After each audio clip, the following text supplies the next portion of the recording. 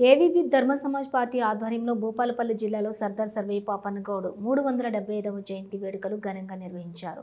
ఈ కార్యక్రమాన్ని ఉద్దేశించి జిల్లా అధ్యక్షులు కొత్తూరి రవీందర్ మాట్లాడుతూ సబ్బండ కులాలను కలుపుకొని కిలా షాపూర్ కేంద్రంగా పోరాటం చేసి గోల్కొండ కిల్లాను హస్తగతం చేసుకున్న గొప్ప పోరాట యోధుడు అని కొనియాడారు.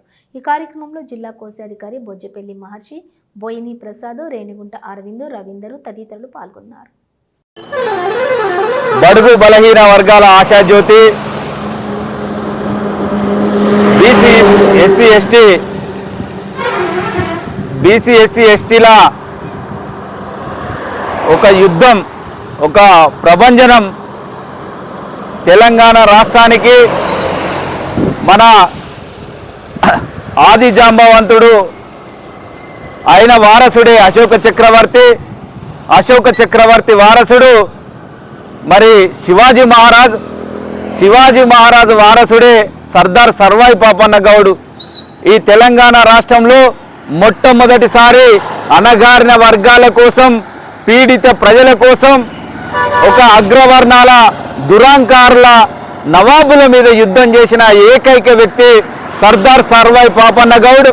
మరి సర్దార్ సర్వాయి పాపన్న గౌడ్ మరి బీసీలలో ఉన్న ఎస్సీలను తన వెంట తీసుకొని మరి చాకలోళ్ళను, మంగళోళ్ళను, మరి ముస్లింలను, తర్వాత ఎస్సీలను, మాలమాదిగలను, అన్ని కులాలను కలుపుకొని మరి కిలాషాపూర్ కేంద్రంగా మరి అనేక పోరాటాలు చేసి మరి పెద్ద మార్గాన్ని ఏర్పాటు చేయడం జరిగింది. బీసీ ఎస్సీ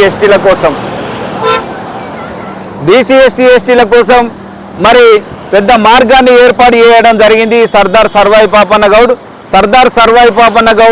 మరి జయంతి ఉత్సవాలు భూపాలపల్లి జిల్లాలో మరి కన్నుల పండుగ జరగడం జరిగింది. మరి బీసీ సంఘాలు, అనేక మంది మరి పీడితులు, తాడితులు, అన్ని రకాల వర్గాలు మరి అందరికీ సర్దార్ సర్వాయి పాపన్న గౌడ్ 375వ జయంతి శుభాకాంక్షలు తెలియజేస్తున్నా. మరి ఒకటే మాట, వేరే విషయం లేదు. ఈ తెలంగాణ రాష్ట్రంలో కానీ, భూపాలపల్లి జిల్లాలో కానీ ఈ అగ్రవర్ణాల దురంకారంతో నడుస్తుంది. దీన్నంతటికీ కారణం మరి మనం ఏకం కాకపోవడమే.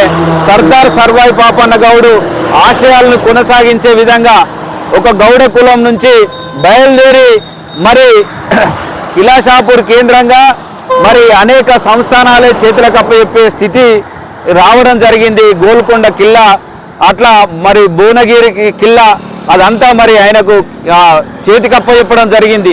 మరి అదేవిధంగా భూపాలపల్లిలో ఉన్న బీసీ ఎస్సీ ఎస్టీలంతా ఏకమై సర్దార్ సర్వాయి